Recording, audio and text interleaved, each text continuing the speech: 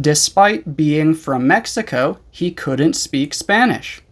Today we are talking about despite and in spite of. Despite and in spite of both actually mean the same thing. They mean that something is true, but it doesn't affect anything or change anything. For example, despite his success, he is not happy.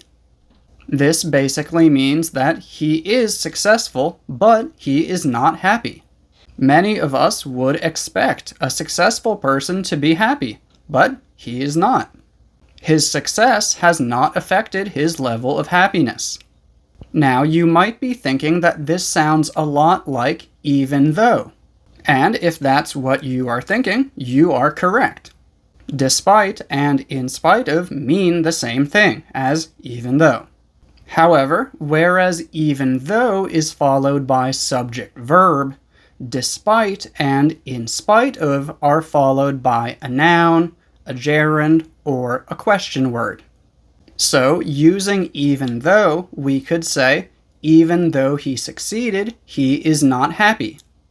But using in spite of or despite, we would have to replace he has succeeded with the noun phrase his success. Despite his success, he is not happy. Or, in spite of his success, he is not happy. Here's another example with a noun. She stayed very calm despite her anger. Or, she stayed very calm in spite of her anger.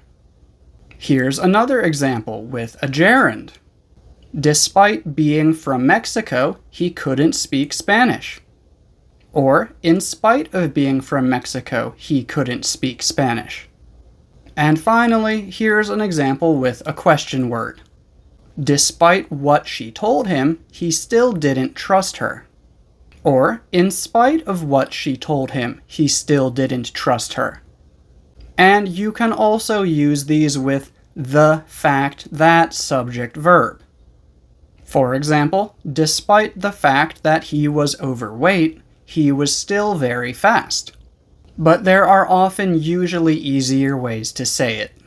For example, despite his weight, he was still very fast. Or, even though he was overweight, he was still very fast. Those both mean the exact same thing, but are much easier to say. But it really just depends how you want to say it. So yeah, that's all for today. I hope you've learned something. Thank you for watching.